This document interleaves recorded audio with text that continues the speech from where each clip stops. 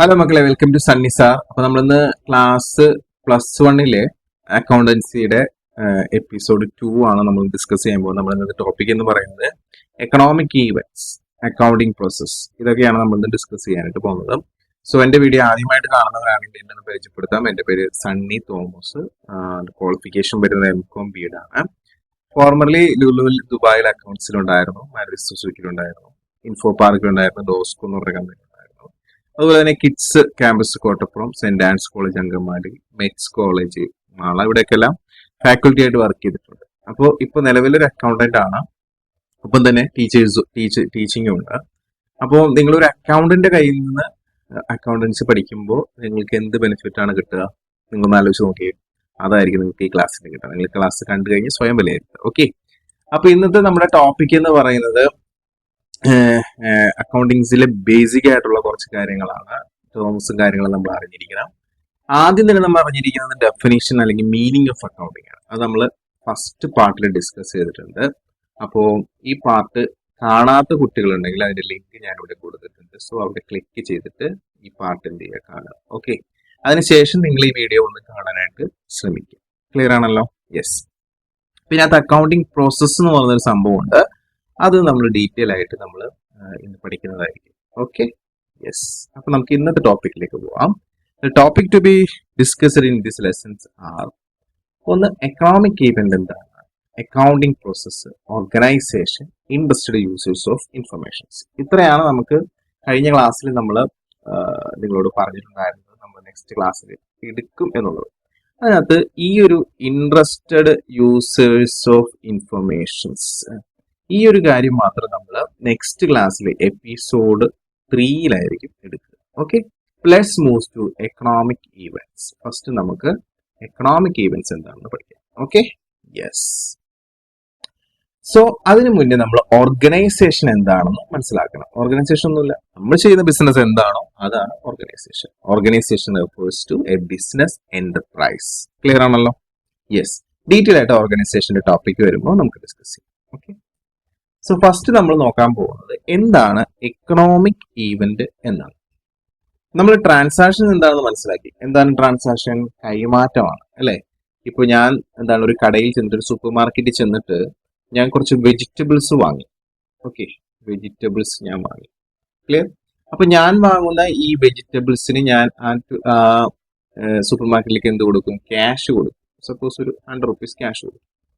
Okay, അപ്പൊ എനിക്ക് vegetables കിട്ടി, സൂപ്പർ മാർക്കറ്റിന് ക്യാഷ് കിട്ടി. അപ്പൊ ഒരു എക്സ്ചേഞ്ച് ആണ്, എക്സ്ചേഞ്ച് ഓഫ് വാല്യൂ ആണ്. ഓക്കെ, ഇതിനെയാണ് നമ്മൾ എന്ത് പറയുന്നത്? ട്രാൻസാക്ഷൻസ് എന്ന് പറയുന്നത്. ഓക്കെ, ഇത് നമ്മൾ കഴിഞ്ഞ ക്ലാസ്സിൽ ഡിസ്കസ് ചെയ്ത കാര്യമാണ്. Okay, yes. അപ്പോ ഇതിനകത്തൊരു പൈസയുണ്ട്, അല്ലെ? ഒരു പ്രൈസ് ടാഗ് ഉണ്ട്. ഇപ്പൊ നിങ്ങൾ അവിടുന്ന് എന്ത് വാങ്ങിച്ചാലും അതിനകത്ത് നിങ്ങൾക്ക് എന്ത് കാണാൻ സാധിക്കും? ഒരു പ്രൈസ് ടാഗ് കാണാൻ സാധിക്കും, അല്ലെ? MRP എന്നൊക്കെ പറഞ്ഞിട്ട്, അല്ലെ? ഓക്കെ, അപ്പൊ ഇപ്പോ ഈ ബിസിനസ്സിൽ നടന്ന ഒരു ആക്ഷന് ഒരു പ്രൈസ് ടാഗ് ഉണ്ട്, ഒരു എന്തുണ്ടെന്ന് പറയാം, ഒരു വാല്യൂ ഉണ്ട്. ക്ലിയർ? അപ്പൊ ഇവിടെ ബിസിനസ്സിന് എന്തെങ്കിലും സംഭവിച്ചു. ഇതാണ് നിങ്ങളുടെ ബിസിനസ്. ഓക്കെ, ഈ ഒരു വെജിറ്റബിൾ വാങ്ങിച്ചപ്പോൾ ബിസിനസ്സിന് എന്ത് കിട്ടി? ക്യാഷ് കിട്ടി. ഓക്കെ, മറ്റു തരത്തിൽ പറഞ്ഞാൽ ബിസിനസിന്റെ സെയിൽ ഇൻക്രീസ് ചെയ്തു. ക്ലിയർ ആണോ? യെസ്. അപ്പൊ ഇന്നലെ വരെ ഉണ്ടായിരുന്ന സെയിൽ അല്ല ഇപ്പൊ സെയിൽ മാറി. ഇന്നലെ വരെ ഉണ്ടായിരുന്ന ക്യാഷ് അല്ല ഇപ്പോ ക്യാഷും കൂടി. അപ്പൊ ബിസിനസ്സിൽ ഒരു ഇമ്പാക്ട് ഉണ്ടാക്കാൻ സാധിച്ചു നിങ്ങൾക്ക്. നിങ്ങൾ പോയി ഒരു വെജിറ്റബിൾ വാങ്ങിച്ചു, പക്ഷെ ആ വാങ്ങിക്കുന്ന വെജിറ്റബിൾ വാങ്ങിച്ച ആ ഒരു ഈവന്റ്, ഒരു ട്രാൻസാക്ഷൻ അവിടെ എന്തുണ്ടാക്കി? ബിസിനസ്സിൽ ഒരു ഇമ്പാക്ട് ഉണ്ടാക്കി. അതായത് അവരുടെ സെയിൽ കൂടി, അവരുടെ ക്യാഷ് കൂടി. അപ്പൊ സ്വാഭാവികമായിട്ട് അവർക്ക് എന്തെല്ലാം ചെയ്യാൻ പറ്റും? ആ ക്യാഷ് ഉപയോഗിച്ചുകൊണ്ട് കൂടുതൽ പ്രോഡക്റ്റ്, വീണ്ടും അടുത്ത ദിവസത്തേക്കുള്ള വെജിറ്റബിൾസ് വാങ്ങാൻ സാധിക്കും. അതോടൊപ്പം തന്നെ ഒരുപാട് ക്യാഷ് ആയ അവർക്ക് വേണമെങ്കിൽ ഒരു പുതിയ സൂപ്പർ മാർക്കറ്റ് തുടങ്ങാനും പറ്റും. അപ്പോൾ അത്തരം ഡിസിഷനിലേക്ക് അവരെ നയിച്ചത് നിങ്ങൾ വാങ്ങിയ ആ ഒരു പർച്ചേസ് ആണ്. മനസ്സിലായോ? ക്ലിയർ? അപ്പൊ നിങ്ങൾ ചെയ്തത് എന്താണ്? ഒരു എക്കണോമിക് ഈവന്റ് ആണ്. മനസ്സിലായോ? ക്ലിയർ? യെസ്. അപ്പോൾ എന്താണ് economic event? An economic event is an event which consists of transactions which are measurable in monetary terms. അപ്പോ ഒരു ദിവസം ആ സൂപ്പർ മാർക്കറ്റിൽ നടക്കുന്ന എല്ലാ സെയിൽസും, ഒരാളല്ലല്ലോ വാങ്ങിക്കുന്നത്, പല ഐറ്റംസ് പല ആൾക്കാരും വാങ്ങും. അപ്പൊ സെയിൽ എന്ന ഒറ്റ ഹെഡിനിടയില് ഒത്തിരി ട്രാൻസാക്ഷൻസ് നടക്കും. വെജിറ്റബിൾസ് സെയിൽ ചെയ്യും, അതുപോലെ തന്നെ ഫിഷ് സെയിൽ ചെയ്യും അല്ലെ. അപ്പോ all transactions consisting of all transaction which are measurable in monetary terms ഉണ്ടോ എന്ന് വെച്ചാൽ പൈസയുടെ രൂപത്തിൽ നമുക്കത് ചെയ്യാൻ പറ്റണം, മെഷർ ചെയ്യാൻ പറ്റണം. അത് ബിസിനസ്സിൽ ഒരു ഇമ്പാക്ട് ഉണ്ടാക്കുന്നുണ്ടെങ്കിൽ നമുക്ക് എന്ത് പറയാം, that is known as economic event. Clear ആണ്? കുറച്ചും ഡീറ്റെയിൽ നമുക്ക് നോക്കാം. ഇപ്പൊ നിങ്ങളൊരു സ്ഥാപനം തുടങ്ങി എന്ന് വിചാരിക്കാം. ആ സ്ഥാപനം ഒരു സോഫ്റ്റ്വെയർ കമ്പനിയാണ്. ആ കമ്പനിയിലേക്ക് ഒരാളെ നിങ്ങൾ അപ്പോയിന്റ് ചെയ്തു. ഓക്കെ, അപ്പൊ നിങ്ങൾ നടത്തിയ ആക്ഷൻ എന്തായിരുന്നു? You interview a brilliant candidate, you shake hands and say you are hired, you are the best engineer I ever meet. അപ്പൊ നിങ്ങൾ എന്ത് ചെയ്തു? ഒരാളെ സെലക്ട് ചെയ്തുകൊണ്ട് പറഞ്ഞു, നിങ്ങളെ ഞാൻ തെരഞ്ഞെടുത്തിരിക്കുന്നു, നിങ്ങൾ അടിപൊളി ആണ് എന്നൊക്കെ പറഞ്ഞ് നിങ്ങൾ ഷേക്ക് ഹാൻഡ് കൊടുത്തു. അപ്പൊ ഷേക്ക് ഹാൻഡ് കൊടുത്തു എന്ന് പറയുന്ന കാര്യം നമുക്ക് ഒരു എക്കണോമിക് ഈവന്റ് ആണോ? അല്ല. പക്ഷെ ഇയാളെ എടുത്തു കഴിയുമ്പോൾ ഇയാളുടെ ഒരു കഴിവ് കൊണ്ടും ഇയാളുടെ പെർഫോമൻസ് കൊണ്ടും ചിലപ്പോൾ നമുക്ക് കൂടുതൽ ലാഭം കിട്ടിയിരിക്കാം, കൂടുതൽ സെയിൽ കിട്ടിയിരിക്കാം. അപ്പൊ നമ്മുടെ ബിസിനസ്സിൽ ഒരു ഇമ്പാക്ട് ഉണ്ടാക്കി. പക്ഷെ എന്നാൽ പോലും ഇത് എന്തല്ല, എക്കണോമിക് ഈവന്റ് അല്ല. കാരണം ഇയാളുടെ കഴിവിന് നമുക്ക് ഒരിക്കലും 10,000 രൂപയുടെ കഴിവ് അങ്ങനെ നമുക്ക് എന്ത് ചെയ്യാൻ പറ്റില്ല, നമുക്ക് മോണിറ്ററി ടേംസിൽ നമുക്ക് കാണാനായിട്ട് സാധിക്കില്ല.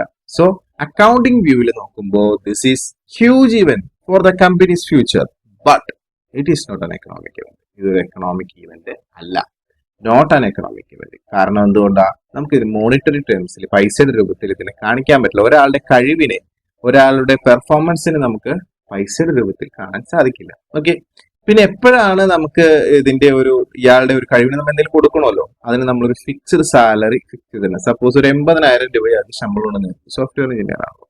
ഈ 80,000 രൂപ സാലറി നമ്മൾ എന്ത് ചെയ്യാൻ പോകുന്നു, ഇയാൾക്ക് കൊടുക്കുകയാണെന്ന് വിചാരിക്കും. അപ്പോ ടാലന്റും ഹാൻഡ് ഷേക്കും ഒന്നും നമ്മൾ മെഷർ ചെയ്യുന്നില്ല. ഓക്കെ, കാരണം അത് മണിയൊന്നുമില്ല. പക്ഷെ നമ്മൾ അയാൾക്ക് എന്തോ സാലറി കൊടുക്കുന്നു. Okay, the action at the end of the month you transfer 80,000 rupees to that engineer bank account as their first salary. Okay, നമ്മൾ പറഞ്ഞു വന്നത് ടാലന്റ് അല്ലെ, കഴിവിനെയോ ഹാൻഡ് ഷേക്കോ ഒന്നും നമ്മൾ മൈൻഡ് ചെയ്യുന്നില്ല. അതൊന്നും നമുക്ക് അക്കൗണ്ടിംഗ് രേഖപ്പെടുത്താൻ സാധിക്കില്ല, കാരണം പൈസ അതിനകത്ത് വരുന്നില്ല. അതേസമയം മന്ത് എൻഡിൽ നിങ്ങൾ എന്ത് ചെയ്യുന്നു, അയാളുടെ അക്കൗണ്ടിലേക്ക് പൈസ ട്രാൻസ്ഫർ ചെയ്യുന്നു. സോ ഇവിടെ നടത്തിയ ആക്ഷൻ എന്ന് പറയുന്നത് 80,000 രൂപ നിങ്ങളുടെ ബിസിനസ്സിൽ നിന്ന്, അതായത് നിങ്ങളുടെ ബിസിനസ്സിൽ നിന്ന് 80,000 രൂപ പോയി. അപ്പൊ നിങ്ങളുടെ ബിസിനസ്സിൽ ക്യാഷ് കുറഞ്ഞില്ലേ? കുറഞ്ഞു അല്ലെ. അപ്പൊ ഒരു ഇമ്പാക്ട് ഉണ്ടായില്ലേ? ഉണ്ടായി. കാരണം അത്രയും പൈസ നിങ്ങൾക്ക് ഇനിയില്ല. ഓക്കെ, ഇപ്പൊ നിങ്ങൾക്ക് 1,00,000 രൂപ ഒരു മാസം ലാഭമുള്ളൂ എന്നായിരിക്കും. അപ്പൊ 80,000 രൂപ ശമ്പളം കൊടുക്കാൻ വേണമെന്നുണ്ടെങ്കിൽ പിന്നെ നിങ്ങളുടെ കയ്യിൽ ആകെ 20,000 രൂപയല്ലേ ഉള്ളൂ അല്ലേ. അപ്പൊ ഇത് ഒരു ഇമ്പാക്ട് ഉണ്ടാക്കിയിട്ടുണ്ട്. അതനുസരിച്ചിട്ട് നമുക്ക് ഇനി നെക്സ്റ്റ് കാര്യങ്ങൾ മൂവ് ചെയ്യാൻ കഴിയുള്ളൂ. അപ്പോ അക്കൗണ്ടിങ് വ്യൂവിൽ നോക്കിയാൽ this is an economic event. ഇപ്പൊ മനസ്സിലാക്കി കഴിഞ്ഞോ എന്താണ് എക്കണോമിക് ഇവന്റ്? അക്കൗണ്ടിംഗ് വ്യൂവിൽ നോക്കുമ്പോൾ ഇതൊരു എക്കണോമിക് ഈവന്റ് ആണ്. ഹൗ? എങ്ങനെ? രണ്ട് കാര്യങ്ങളാണ്. ഒന്ന്, measurement. It involve specific sum, that is 80,000. 80,000 നിങ്ങളുടെ ബിസിനസ്സിൽ നിന്ന് പോയി. രണ്ടാമത്തത് ഇമ്പാക്ട് ആണ്. എന്താണ് impact? It change the companies financial position. Okay, cash കുറഞ്ഞു, എക്സ്പെൻസ് ചെലവ് കൂടി. ഇതൊരു ചെലവാണ് അല്ലെ. അപ്പോൾ നമുക്ക് എന്ത് പറയാൻ പറ്റും? എക്കണോമിക് ഇവന്റ് എന്ന് പറഞ്ഞു കഴിഞ്ഞാൽ happenings of consequences to a business. അതായത് ഇത് നടന്നു കഴിയുമ്പോൾ ബിസിനസ്സിന് എന്തെങ്കിലും സംഭവിച്ചിരിക്കും.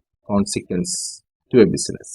ഓക്കെ, അപ്പോ ഇങ്ങനെ പറയുന്നതാണ് ശരിക്കും ഇതിന്റെ എക്സാക്ട് ഡെഫിനിഷൻ എന്ന് പറയുന്നത്, എക്കണോമിക് ഇവന്റ്സ് എന്ന് പറയുന്നത്. ഓക്കെ, അത് മനസ്സിലാക്കാത്ത കുട്ടികൾ അല്ലെങ്കിൽ ആ രീതിയിൽ പറയാൻ പറ്റാത്ത കുട്ടികൾ ആദ്യം പറഞ്ഞ മോണിറ്ററി ടേംസിൽ എക്സ്പ്രസ് ചെയ്യാൻ പറ്റുന്ന ട്രാൻസാക്ഷൻസിനെ മാത്രമാണ് എക്കണോമിക് ഇവന്റ്സ് എന്ന് പറയുന്ന ആ ഒരു ഡെഫിനിഷൻ എങ്കിലും പഠിച്ചു വെക്കാനായിട്ട് ശ്രമിക്കാം. ഓക്കെ, അപ്പോൾ എക്കണോമിക് ഇവന്റ്സ് ക്ലിയർ ആയല്ലോ? യെസ്. അപ്പൊ എക്കണോമിക് ഇവന്റ്സിനെ നമുക്ക് രണ്ടായിട്ട് തിരിക്കാം. അപ്പോൾ ആദ്യം തന്നെ എക്കണോമിക് ഇവന്റ്സ് എന്താണ്? Happenings of consequence to the business. രണ്ടായിട്ട് ക്ലാസിഫൈ ചെയ്യാം. ഒന്ന് എക്സ്റ്റേണൽ ഈവന്റ്സ്, രണ്ടാമത്തത് ഇന്റേണൽ ഈവന്റ്സ്. വളരെ സിമ്പിൾ ആണ് മനസ്സിലാക്കാൻ. നിങ്ങൾ കസ്റ്റമർ, നമ്മുടെ ഷോപ്പിൽ നിന്ന് കസ്റ്റമർ വന്ന് വാങ്ങുന്നത് പുറത്തുനിന്ന് വരുന്ന ഒരാളാണ്. അയാൾ നമുക്ക് പൈസ തന്നു പോയി അല്ലെ. അല്ലെങ്കിൽ നമ്മൾ നമ്മുടെ ഷോപ്പിലേക്ക് സാധനങ്ങൾ വാങ്ങിച്ചു വെക്കുന്നത് ഒരു സപ്ലയറുടെ കയ്യിൽ നിന്നാണ്. അപ്പൊ അയാളുടെ നമുക്ക് പൈസ പിന്നീട് അങ്ങോട്ട് കൊടുക്കണം. ഓക്കെ, അപ്പൊ ഇതെല്ലാം പുറത്തുള്ള ആളുമായിട്ടുള്ളതുകൊണ്ട് ട്രാൻസാക്ഷൻസ് വിത്ത് ഔട്ട്സൈഡ് പാർട്ടി ആയതുകൊണ്ട് നമ്മൾ അതിനെ വിളിക്കുന്നത് പേരാണ് എക്സ്റ്റേണൽ ഈവന്റ്സ്. ക്ലിയർ? യെസ്. ഇനി നമ്മുടെ ബിസിനസ്സിനകത്ത് തന്നെയാണ് ഇപ്പൊ നമ്മൾ ശമ്പളം കൊടുത്തല്ലോ, അതെന്താണ്? Internal events. ക്ലിയർ? യെസ്.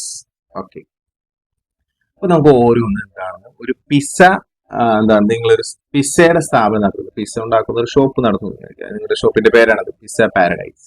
ഇത് വെച്ചിട്ട് നമുക്ക് ഈസി ആയിട്ട് പഠിക്കാം. ആദ്യം എക്സ്റ്റേണൽ ഈവെന്റ്സ് എന്ന് വെച്ചാൽ എന്താണ്, dealing with the outside world, പുറത്തുള്ള ആളുമായിട്ട് നമ്മൾ ഡീൽ ചെയ്യുന്നത്. ഇപ്പോൾ പിസ്സക്ക് ആവശ്യമായുള്ള ചീസൊക്കെ ഒരാൾ കൊണ്ട് കൊടുക്കുകയാണ് കടയിലേക്ക്, അപ്പൊ അയാൾക്ക് നമ്മൾ പറയുന്നത് അടുത്ത മാസം പൈസ തരും. അപ്പൊ എല്ലാ മാസവും ബില്ല് തരും. ബില്ല് തന്നതിന് ശേഷമായിരിക്കും നമ്മൾ എന്ത് ചെയ്യുക, ക്യാഷ് കൊടുക്കുക. So you buy 50 kilogram of premium cheese and flour from a local supplier. Since money goes to an outsider, it is an external event. So വളരെ ഇമ്പോർട്ടന്റ് പോയിന്റ് ആണ്. മണി ഗോസ് ഉണ്ടോ, എങ്ങോട്ട് പോയി, ഔട്ട്സൈഡ്, പുറത്തേക്കാണ് പോയി, ഇയാൾക്ക് നമ്മൾ പൈസ കൊടുക്കും. Okay, this is an external event. Clear? Yes. ഇനി നമ്മുടെ ഷോപ്പിൽ ഒരാൾ കസ്റ്റമർ വളരെ വിശന്നിട്ട് വന്നിരിക്കണം, അയാൾ വന്നിട്ട് 599 കൊടുത്തിട്ട് ഒരു പിസ്സ വാങ്ങി. ഓക്കെ, സോ ഇതിനെ നമ്മൾ എന്താ വിളിക്കുന്നത്, സെയില്. നമ്മളൊരു സാധനം വിറ്റു, സെയിൽ എന്ന് വിളിക്കുക അല്ലെ. അപ്പോ ഇവിടെ എന്ത് സംഭവിച്ചു, നമ്മുടെ പിസ്സ പുറത്തേക്ക് പോയി, പക്ഷെ നമുക്ക് ക്യാഷ് വന്നു. ക്യാഷ് വന്നത് എവിടെ നിന്നാണ് വന്നത്, ഔട്ട്സൈഡ്, പുറത്തുനിന്ന് ഒരാളല്ലേ.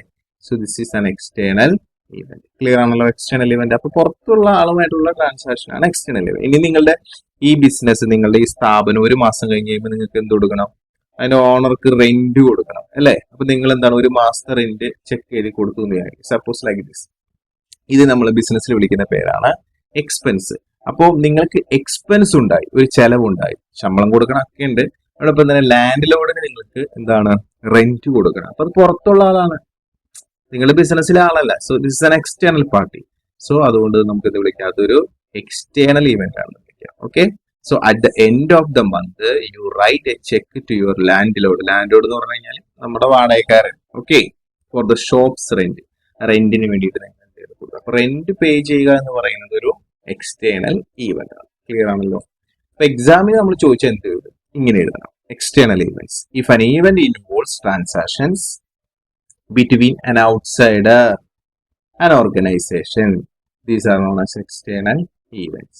അപ്പൊ ഒരു ഔട്ട്സൈഡറും ഒരു ഓർഗനൈസേഷനും തമ്മിലുള്ള എന്താണ് ട്രാൻസാക്ഷൻസിനെയാണ് നമ്മൾ എന്തെന്ന് വിളിക്കുന്നത്, എക്സ്റ്റേണൽ ഈവന്റ്സ് വിളിക്കുന്നത്. ക്ലിയർ? അപ്പൊ അങ്ങനെ എഴുതിയിട്ട് അത് മാത്രം പോലെ ഒരു എക്സാമ്പിൾ പറഞ്ഞു കൊടുക്കണം. ഒന്ന്, നമ്മൾ റീബുക്ക് ഷൂ, ഒരു കടയിൽ പോയി ഷൂ വാങ്ങിച്ചു, കസ്റ്റമർക്ക് കൊടുത്തു. അതുപോലെ rendering service to customers by Samsung limited. ഇപ്പൊ സാംസങ് ലിമിറ്റഡിന്റെ നിങ്ങളൊരു ഫ്രിഡ്ജ് വാങ്ങിച്ചു, അവർ വന്ന് സർവീസ് ചെയ്തു തന്നു. ഓക്കെ, അല്ലെങ്കിൽ പർച്ചേസ് ഓഫ് മെറ്റീരിയൽസ്, സപ്ലയറുടെ കയ്യിൽ നിന്ന് നേരത്തെ നമ്മൾ ചീസ് വാങ്ങിച്ച പോലുള്ള മെറ്റീരിയൽസ് വാങ്ങിച്ചു. പേയ്മെന്റ് മന്ത്ലി റെന്റ് ഇട്ടില്ലാണ്. ഇപ്പൊ നേരത്തെ പറഞ്ഞു സാർ, എന്താണ് റെന്റ് കൊടുക്കും. അല്ലെ ഏതെങ്കിലും ഒരു 2 എക്സാമ്പിൾ നിങ്ങൾ ഇന്ന് കോട്ട് ചെയ്യുക. എക്സ്റ്റേണൽ ഈവന്റ്സ് എന്താണെന്ന് എഴുതാം. Okay, yes. Let's move to internal events. അപ്പൊ അടുത്തതാണ് എന്ത്, keeping it in the family. Internal events എന്ന് പറഞ്ഞാൽ നമ്മൾ പറഞ്ഞു നേരത്തെ ശമ്പളം കൊടുക്കുന്നത് നമ്മുടെ ഉള്ളിൽ നടക്കുന്ന കാര്യമാണ് അല്ലെ. അതാണ് എന്ത്, ഇന്റേണൽ ഈവന്റ്സ് എന്ന് പറയുന്നത്.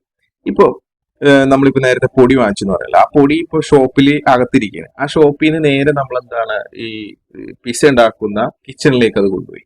അപ്പൊ ഇത് വളരെ ശ്രദ്ധിക്കേണ്ട കാര്യമാണ്. നമ്മൾ ഇവിടെ നിന്നും നമ്മൾ ഈ റോ മെറ്റീരിയൽ ഇങ്ങോട്ട് കൊണ്ടുവന്നു, ഇവിടെ വെച്ചിട്ട് അത് ഉണ്ടാക്കിയതിന് ശേഷമാണ് പിസ്സ ഉണ്ടാവുന്നത്.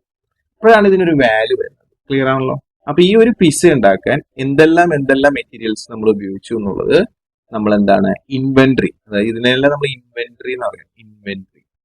ഓക്കെ, ഈ ഉണ്ടാക്കുന്ന പിസ്സയും നമ്മുടെ എന്താണ്, ഇൻവെന്ററി. ഈ പിസ്സ എന്ന് പറയുന്നത് ഫിനിഷ്ഡ് പ്രൊഡക്റ്റ് ആണ്. ഫിനിഷ്ഡ് നമ്മൾ ഉണ്ടാക്കിയതിന് ശേഷമുള്ള ഇതാണ് നമ്മൾ സെയിൽ ചെയ്യുന്നത്. ഓക്കെ, ഈ നമ്മൾ എടുക്കുന്ന ഫ്ലോർ, അതുപോലെ തന്നെ അതിനകത്തിടുന്ന ഉപ്പ്, മറ്റു സാധനങ്ങൾ, അതൊക്കെ റോ മെറ്റീരിയൽ എന്നാണ് നമ്മൾ ബിസിനസ്സിൽ പറയാം, റോ മെറ്റീരിയൽ. ഓക്കെ, അപ്പൊ റോ മെറ്റീരിയൽ നമ്മൾ ഒരു സ്ഥലത്ത് നിന്നും നമ്മൾ സ്റ്റോറിൽ നിന്നും, സ്റ്റോറാണ് ഇത് സൂക്ഷിച്ചു വെച്ചിരിക്കുന്ന സ്ഥലം, സ്റ്റോർ, പ്രൊഡക്ഷൻ ഡിപ്പാർട്ട്മെന്റിലേക്ക്. ഇത് പ്രൊഡക്ഷൻ, കിച്ചൺ എന്ന് വേണമെങ്കിൽ പറയാം, പ്രൊഡക്ഷൻ, ഈ കേസിൽ കിച്ചൺ എന്ന് പറയാം, പ്രൊഡക്ഷൻ. അപ്പൊ സ്റ്റോറിൽ നിന്ന് പ്രൊഡക്ഷനിലേക്ക് മൂവ് ചെയ്തു.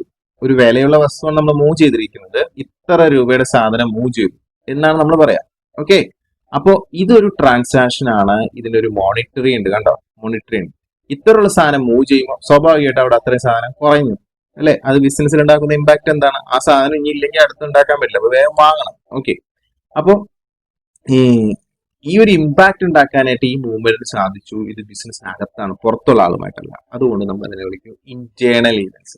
എന്ത് വിളിക്കും, internal events. So the kitchen transfer, your storage room stores department send 5 bags of flour to the kitchen, അതായത് manufacturing department, to start the morning door.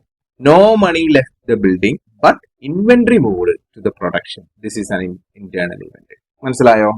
അതായത് നിങ്ങളുടെ കിച്ചൺ ട്രാൻസ്ഫർ നടത്തുകയാണ്. നിങ്ങൾ സ്റ്റോറേജ് റൂമിൽ നിന്ന് 5 ബാഗ് പൊടി എന്തിലേക്ക് മാറ്റുന്നു? കിച്ചൺ, അതായത് മാനുഫാക്ചറിങ് ഉണ്ടാക്കുന്ന സ്ഥലത്തേക്ക് കൊടുക്കുന്നു. രാവിലത്തെ പരിപാടികൾ തുടങ്ങും. No money left building. ഇവിടുന്ന് പൈസ ഒന്നും കൊടുക്കുന്നില്ല. ബട്ട് ഇൻവെന്ററി എന്ന് പറഞ്ഞാൽ എല്ലാ സാധനങ്ങളും, റോ മെറ്റീരിയൽസും ഫിനിഷ് ആയിട്ടുള്ളതും എല്ലാം എന്താണ്? ഇൻവെന്ററി നമുക്ക്. ഓക്കെ. മൂവ്ഡ് ടു പ്രൊഡക്ഷനിലേക്ക് പോയി. റോ മെറ്റീരിയൽ പ്രൊഡക്ഷനിലേക്ക് പോയി. This is an internal. അതൊരു ഇന്റേണൽ ഇവന്റ് ആണ്. ക്ലിയർ? അതുപോലെ തന്നെ നമ്മുടെ ഷെഫാണ്. ഈ ഷെഫിന് നമ്മൾ എന്ത് ചെയ്യുന്നു? ഒരു മാസം കഴിഞ്ഞപ്പോൾ സാലറി കൊടുക്കും. അപ്പൊ നമ്മുടെ ടീം ഉണ്ടാവും. ഇപ്പോൾ ഏതൊരു സ്ഥാപനത്തിൽ ഒരു ടീം ഉണ്ടാവും അല്ലെ? At the end of the week അല്ലെങ്കിൽ മന്ത് യു പേ വേജസ്. അവർക്ക് നമ്മൾ എന്ത് കൊടുക്കുന്നു? വേജസ് കൊടുക്കുന്നു. അപ്പൊ നമ്മൾ കേട്ടിട്ടുണ്ടാവും സാലറി, വേജസ്. ഇത് രണ്ട് സെയിം ആണോ? അല്ല. സാലറി നമ്മൾ മന്ത്ലി കൊടുക്കുന്നതാണ്. അത് നമ്മൾ പ്രൊഡക്ഷനുമായി നേരിട്ട് ബന്ധമില്ല. അതായത് സെയിൽ നടത്തുമ്പോൾ അതിന് സഹായിക്കുന്ന ആൾക്കാർക്ക് കൊടുക്കുന്നതാണ് സാലറി. പക്ഷെ വേജസ് എന്ന് പറഞ്ഞു കഴിഞ്ഞാൽ ആരാണോ അത് പ്രൊഡ്യൂസ് ചെയ്യുന്നത് അവിടെ ഉള്ളവർക്ക് കൊടുക്കുന്നതിനാണ് നമ്മൾ വേജസ് എന്ന് പറയുന്നത്. നമ്മൾ ഇന്റർചേഞ്ചിൽ ഉപയോഗിക്കാറുണ്ട്. ഓക്കെ. അപ്പൊ നിങ്ങളുടെ ഷെഫിന്റെ പേരാണ് രാഹുല് നിങ്ങൾ എന്ത് ചെയ്തു? ശമ്പളം കൊടുത്തു. ഓക്കെ. രാഹുൽ ഒരു വ്യക്തിയാണെങ്കിൽ പോലും അക്കൗണ്ടിങ്ങിൽ നമ്മൾ പറയുന്നത് എംപ്ലോയീസ് എന്താണ്? ഇന്റേണൽ വിങ് ആണ്. അക്കൗണ്ടിങ് നമ്മൾ വിചാരിക്കുന്നത് എന്താണ്? നമ്മുടെ സ്ഥാപനത്തിന്റെ അകത്തുള്ള ആൾക്കാരാണ് എന്ത്? എംപ്ലോയി. ഒരു വ്യക്തിയാണെങ്കിൽ പോലും. അതുകൊണ്ട് എംപ്ലോയിക്ക് നമ്മൾ എന്താണ്? അയാൾ പണിയെടുത്തതിന് പൈസ കൊടുക്കുമ്പോൾ നമ്മൾ അത് എന്തായിട്ടാണ് കൺസിഡർ ചെയ്യുക? ഒരു ഇന്റേണൽ ഇവന്റ് ആയിട്ടാണ് നമ്മൾ അതിനെ കൺസിഡർ ചെയ്യുക. ക്ലിയർ ആണല്ലോ? യെസ്. അപ്പൊ ഇന്റേണൽ ഇവന്റ് എന്താണെന്ന് എക്സാമിന് ചോദിച്ചു കഴിഞ്ഞാൽ നമ്മൾ പറയേണ്ടത് internal event is an economic event that occurs entirely, മുഴുവനും, ബിറ്റ്വീൻ ആരാണ്? Internal wings of an enterprise. ഒരു സ്ഥാപനത്തിലെ അകത്തുള്ള മറ്റ് എന്താണ്? ഡിപ്പാർട്ട്മെന്റുകൾ തമ്മിലോ വ്യക്തികൾ തമ്മിലോ ഉള്ള ട്രാൻസാക്ഷൻസ് അങ്ങനെയാണ് ഉണ്ടാവുക. അല്ലാതെ സ്ഥാപനത്തിന് പുറത്തുള്ളതല്ല എന്നുള്ളതാണ്. ഓക്കെ. ഇപ്പൊ എക്സാമ്പിൾ ഒക്കെ ചോദിച്ചു കഴിഞ്ഞാൽ 2 എക്സാമ്പിൾ പറയാം. Supply of raw materials by store department, manufacturing department. നമ്മളിപ്പോ കണ്ടതാണ്. സ്റ്റോറിൽ നിന്ന് manufacturing department. Payment of wages, എംപ്ലോയീസിന് ശമ്പളം കൊടുക്കും. ഓക്കെ. സോ അപ്പൊ നമ്മുടെ 2 പോയിന്റുകൾ, പ്രധാനപ്പെട്ട 2 പോയിന്റുകൾ നമ്മൾ ഡിസ്കസ് ചെയ്തു. എക്കണോമിക് ഇവന്റ് എന്താണെന്ന് ഡീറ്റെയിൽ ആയിട്ട് പറഞ്ഞു. ഓർഗനൈസേഷൻ ജസ്റ്റ് എന്താണെന്ന് പറയുന്നത്? ബിസിനസ് സ്ഥാപനത്തിനെയാണ് ഓർഗനൈസേഷൻ എന്ന് പറയുന്നത്. ഇനി വളരെ ഇമ്പോർട്ടന്റ് ആയിട്ടുള്ള ഒരു ടോപ്പിക്കാണ് അക്കൗണ്ടിങ് പ്രോസസ്. അതിനകത്തേക്ക് നമ്മൾ കിടക്കുകയാണ്. ക്ലിയർ? യെസ്. ഓർഗനൈസേഷനെ കുറിച്ച് ഡീറ്റെയിൽ ആയിട്ട് നമ്മൾ അക്കൗണ്ടിങ് പ്രോസസ്സിന് ശേഷം നമ്മൾ പറയും. Okay. Let's move to accounting process. അപ്പോൾ ഒരു അക്കൗണ്ടിനെ സംബന്ധിച്ച് ഈ കാര്യമാണ് ഏറ്റവും ഇമ്പോർട്ടന്റ് ആയിട്ടുള്ള കാര്യം. അതിനകത്ത് നമ്മൾ മനസ്സിലാക്കേണ്ട ഒന്നാമത്തെ കാര്യം അക്കൗണ്ടിങ് സൈക്കിൾ എന്താണ്. സൈക്കിൾ മനസ്സിലാക്കാതെ നമ്മൾ പ്രോസസ്സിലേക്ക് പോയിട്ട് കാര്യമില്ല. ഓക്കെ. പ്രോസസ്സ് അതിന്റെ ഭാഗമാണ്, സൈക്കിളിന്റെ ഭാഗമാണ്. സൈക്കിളിലെ ഒരു ഭാഗം മാത്രമാണ് എന്ത്? പ്രോസസ്സ് എന്ന് പറയുന്നത്. ഓക്കെ. ഒരു ഭാഗം എന്ന് പറയുന്നത് നിങ്ങൾ ഇപ്പോൾ കണ്ട economic event. Okay. Economic event. Clear?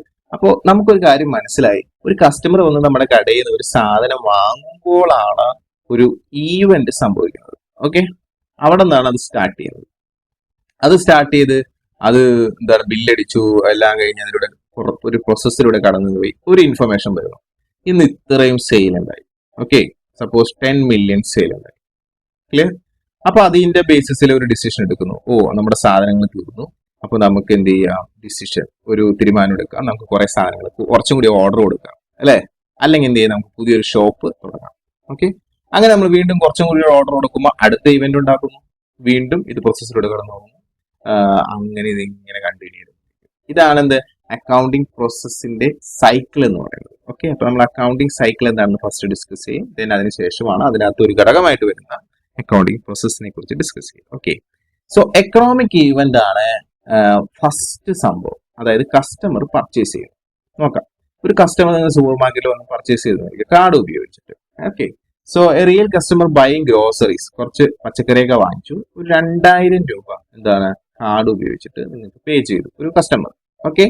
So this is wear everything begins. ഇവിടെ നിന്നാണ് നമ്മുടെ സ്റ്റാർട്ടിങ് എന്ന് പറയുന്നത്. നമ്മളിപ്പോൾ ഒരു എക്സാമ്പിൾ ഒരു സൂപ്പർ മാർക്കറ്റ് എടുത്തുകൊണ്ടാണ് ഇങ്ങനെ. പല ബിസിനസ്സിനും പല രീതിയിലായിരിക്കും അതിന്റെ ഫസ്റ്റ് സ്റ്റാർട്ടിങ് എക്കണോമിക് ഈവന്റ്സ് എന്ന് പറയുന്നത്. സിമ്പിൾ ആണത്. ഒരു സിമ്പിൾ സെയിൽ നടക്കും. ഓക്കെ. സോ ഇങ്ങനെ സംഭവിച്ചു കഴിയുമ്പോൾ എന്തെല്ലാം സംഭവിക്കും? Accounting process second. അപ്പൊ ഇത് വന്നു കഴിഞ്ഞാൽ പിന്നെ അക്കൗണ്ടിങ് പ്രോസസ്സ് നടക്കുന്നത്. അതെന്താ ചെയ്യുന്നത്? ഈ റെക്കോർഡിംഗ് സെയിൽ. നിങ്ങളൊന്നും ചെയ്യേണ്ട. നിങ്ങൾ ആ ബില്ല് അടിക്കുമ്പോൾ തന്നെ അതിനകത്ത് റെക്കോർഡ് ആവും അല്ലെ? അതിനകത്തൊക്കെ ഇപ്പൊ സോഫ്റ്റ്വെയറുകളുണ്ട്. ഓട്ടോമാറ്റിക്കലി ആ സെയിൽ റെക്കോർഡ് ആവും. സോ ബില്ലിംഗ് സിസ്റ്റത്തില് ഒരു ബാർകോഡ് ഉപയോഗിച്ചിട്ട് എന്താണ് സെയിൽ എൻട്രി ചെയ്തു. അയാൾ ബാർകോഡ് വെച്ച് സ്കാൻ ചെയ്യുന്നു, സാധനമാണ് അത് കയറി. ഓക്കെ, സോ സിസ്റ്റം ഓട്ടോമാറ്റിക്കലി ചെയ്യുന്ന കാര്യം എന്താണ്? ഐഡന്റിഫൈ ചെയ്ത് ഇത് എന്ത് സാധനമാണ്, അതിന് എത്രയാണ് വില, അത് റെക്കോർഡും ചെയ്യും. Okay, and store the transaction. അതെന്ത് ചെയ്തു? അതിനകത്ത് സേവ് ചെയ്ത് വെക്കും. ക്യാഷ് ആണെങ്കിൽ ക്യാഷ്, അല്ല കാർഡ് ആണെങ്കിൽ കാർഡ്. മനസ്സിലായോ? അപ്പൊ അങ്ങനെ ഒരു പ്രോസസ്സ് ഇവിടെ നടക്കുന്നുണ്ട്. അതാണ് അക്കൗണ്ടിങ് പ്രോസസ്സ്. ക്ലിയർ ആണോ? യെസ്. ഡീറ്റെയിൽ ആയിട്ട് നമ്മൾ പിന്നീട് പഠിക്കും. ജസ്റ്റ് ഒന്ന് മനസ്സിലാക്കുക, ജസ്റ്റ് എന്റെ ഒരു റൂട്ട് ഒന്ന് മനസ്സിലാക്കുക. ഓക്കെ, സോ മൂന്നാമത് ഡിസിഷൻ മേക്കേഴ്സ്. അപ്പൊ ഈ ഒരു ദിവസത്തെ സെയിൽ അല്ലെങ്കിൽ ഒരു മാസത്തെ സെയിൽ അല്ലെങ്കിൽ ഒരു ആഴ്ചയിലെ സെയിൽ, ഇപ്പൊ കഴിഞ്ഞ ആഴ്ച ഈ ആഴ്ചയും തമ്മിലുള്ള സെയിലിന്റെ ഡിഫറൻസ് എത്രയാണ്, കഴിഞ്ഞ മന്തിൽ ഈ സമയത്ത് എത്ര സെയിൽ ഉണ്ടായിരുന്നു, കൂടുതലാണോ കുറവാണോ, അങ്ങനെ ഒത്തിരി കാര്യങ്ങൾ മാനേജേഴ്സ് എന്ത് ചെയ്യും? ഡിസ്കസ് ചെയ്യും അല്ലെ? പ്രൊഡക്ഷൻ ഏത് സാധനമാണ് കൂടുതൽ പ്രൊഡക്ഷൻ നടത്താൻ ഇനി വേണ്ടത്. അതായത് ഇപ്പോൾ നിങ്ങളുടെ ഒരു ഐറ്റം കൂടുതലായിട്ട് പോയാൽ സ്വാഭാവികമായിട്ടും ആ ഐറ്റം നമ്മൾ എന്ത് ചെയ്യണം? വേഗം എന്ത് ചെയ്യണം?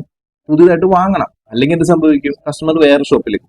So manager looking at reports and charts. അപ്പൊ റിപ്പോർട്ടും ചാർട്ട്സ് ഒക്കെ ഉപയോഗിച്ചിട്ട് ഇവരെന്ത് ചെയ്യും? ഡിസ്കസ് ചെയ്തിട്ട് എന്താണ് ഒരു പുതിയൊരു ഡിസിഷൻ എടുക്കും. ഓക്കെ, അപ്പൊ നമുക്ക് ഇത്ര ഓർഡേഴ്സ് കൊടുക്കാം, അല്ലെങ്കിൽ പുതിയൊരു ഷോപ്പ് കൊടുക്കാം, നമ്മൾ നല്ല ലാഭത്തിലാണ്. അപ്പൊ ഇങ്ങനെ ഡിസിഷൻ മേക്കേഴ്സിനെ സഹായിക്കുന്നത് അക്കൗണ്ടിങ് പ്രോസസ്സാണ്. അക്കൗണ്ടിങ് പ്രോസസ്സിന് ശേഷമാണ് ഇത് സംഭവിക്കുന്നത്. അപ്പൊ അക്കൗണ്ടിങ് പ്രോസസ്സിന് ശേഷം ഒരു ഇൻഫർമേഷൻസ് ഉണ്ടാകും, ഒരു ഡാറ്റ ഉണ്ടാകും. ഇത്ര സെയിലായി, ഇത്ര പർച്ചേസ് ആയി, ഇത്ര എക്സ്പെൻസ് ഉണ്ടാവും.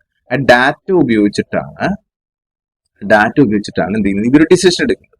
സപ്പോസ് ഇവരെടുത്ത ഡിസിഷൻ ചിലപ്പോൾ എന്ന് പറയുന്ന ഒരു ഓർഡർ കൊടുക്കാനായിരിക്കും അല്ലെ? കൂടുതൽ ഓർഡർ കൊടുത്തു. അപ്പൊ ഓർഡർ കൊടുക്കുമ്പോൾ എന്ത് പോകണം? ക്യാഷ് പോകും. അപ്പൊ പുതിയ സാധനം വരും അല്ലെ? അപ്പൊ ഇതൊരു എക്കണോമിക് ഈവന്റ് ആയി. അപ്പൊ വീണ്ടും ഈ സൈക്കിൾ സ്റ്റാർട്ട് ചെയ്യും. Okay, yes. അല്ലെങ്കിൽ എന്ത് ചെയ്യുന്ന ഒരു പുതിയൊരു ബിസിനസ് ഓപ്പൺ ചെയ്തു, പുതിയൊരു ഷോപ്പ് ഓപ്പൺ ചെയ്തു. ഷോപ്പ്. അങ്ങനെയാണെങ്കിൽ എന്ത് സംഭവിക്കും? അതിന് കുറെ എക്സ്പെൻസ് വരും, അവിടെ സാധനങ്ങൾ വാങ്ങണം, എക്കണോമിക് ഇവന്റ് അവിടെ നടക്കും. വീണ്ടും ഈ സൈക്കിൾ എന്ത് ചെയ്യും? സ്റ്റാർട്ട് ചെയ്യും. സോ ബിസിനസ് എക്സ്പാൻഷൻ ഡിസിഷൻ ആണ് അവർ എടുത്തതെന്ന് വിചാരിക്കുക. നാലാമത്തെ ഒരു ആക്ഷൻ. ഓക്കെ, അപ്പൊ ഒരു പുതിയ ഷോപ്പ് ഓപ്പൺ ചെയ്തു. So opening A new shop, ordering more stock, ഇതെല്ലാം എന്താണ്? ഒരു ഡിസിഷനാണ്. ഈ ഡിസിഷൻ നമ്മൾ ഒരു ആക്ഷൻ ആക്കി, അത് നടപ്പിലാക്കി. അപ്പൊ എന്ത് സംഭവിക്കും?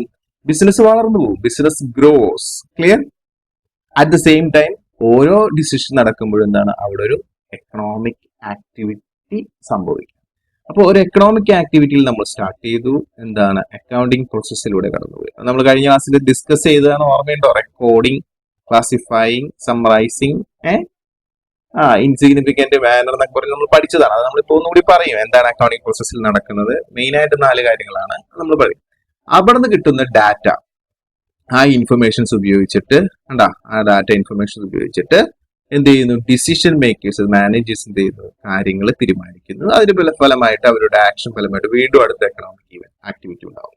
ഒന്നും പറയാ, സിമ്പിൾ ആയിട്ട് കസ്റ്റമർ വന്നിട്ട് ഒരു ഗ്രോസറി വാങ്ങി, അത് നമ്മൾ രേഖപ്പെടുത്തി. അതുപോലെ കുറെ പേര് വാങ്ങിയിട്ടുണ്ട്. അപ്പൊ കുറെ ഇൻഫർമേഷൻസ് കിട്ടി, ഡാറ്റ കണ്ടു. This is data. എവിടെ നിന്ന് കിട്ടി? അക്കൗണ്ടിങ് പ്രോസസ്സിൽ നിന്ന് കിട്ടി. അത് നേരെ നമ്മൾ മാനേജേഴ്സിന് കൊടുത്തു. അവർ ഡിസിഷൻ എടുത്തു, അവർ കൂടുതൽ ഓർഡർ കൊടുത്തു. അപ്പൊ വീണ്ടും ഒരു എക്കണോമിക് ആക്ടിവിറ്റി നടന്ന് വീണ്ടും അത് അക്കൗണ്ടിങ്ങിൽ വന്ന് ഇതിങ്ങനെ പോയിക്കൊണ്ടിരിക്കുകയാണ്. Okay, yes. അപ്പൊ ഇതിന് നമ്മളെ സഹായിക്കുന്നത് ആരാണ്? ഈ അക്കൗണ്ടിങ് പ്രോസസ്സിൽ നിന്ന് വരുന്ന ഡാറ്റയാണ് നമ്മളെ സഹായിക്കുന്നത്. മനസ്സിലായോ?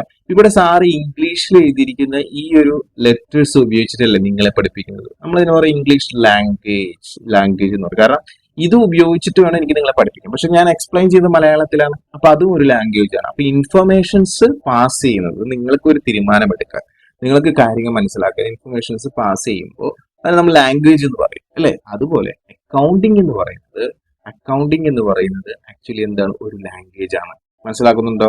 Yes. So this never ends. Every action create a new economic event.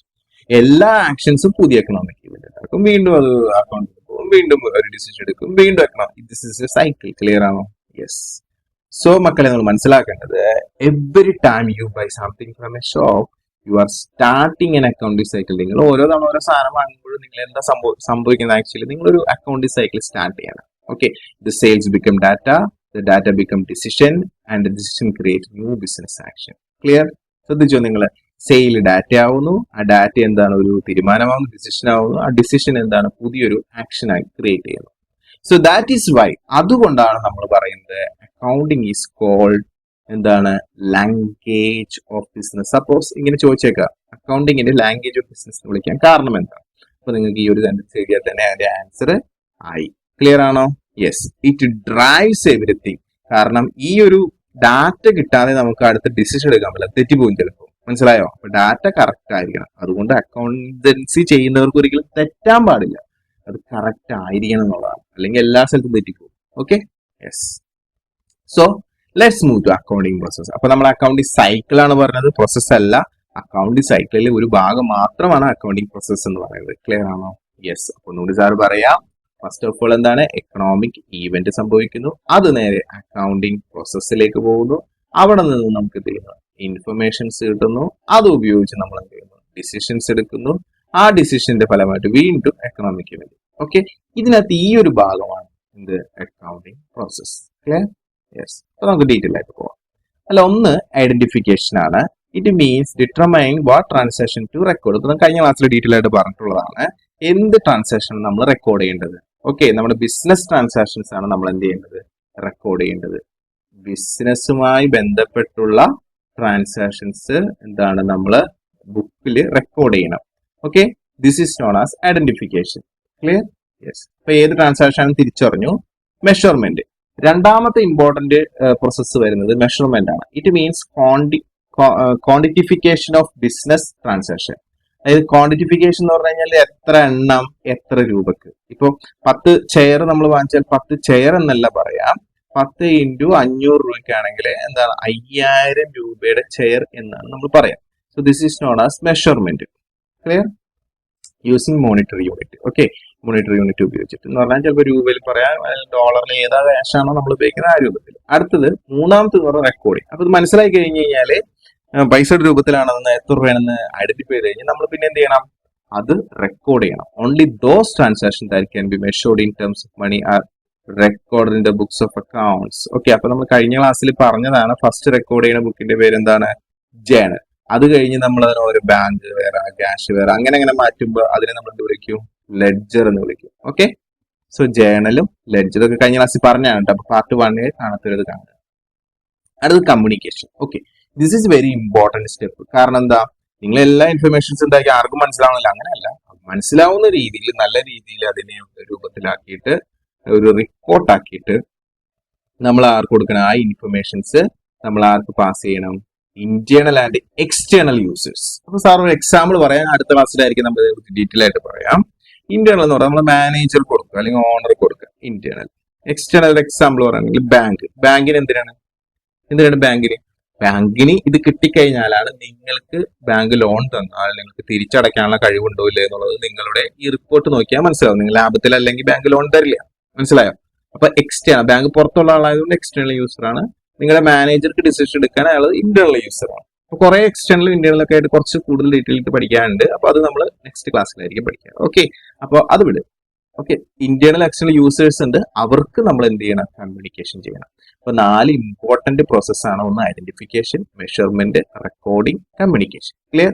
അപ്പൊ നമുക്ക് ജസ്റ്റ് ഒരു എക്സാമ്പിൾ ഒന്നുകൂടി ക്ലിയർ ആക്കാം. ഇപ്പൊ നിങ്ങളൊരു ഫർണിച്ചർ മാനുഫാക്ചറിംഗ് ബിസിനസ്, അതായത് മര കച്ചവടം, മരത്തിന്റെ പല സാധനങ്ങൾ ഉണ്ടാക്കുന്ന ഒരു കച്ചവടമാണ് നടത്തുന്നത്. അപ്പൊ അതിനകത്ത് നടക്കുന്ന economic events, first external and internal.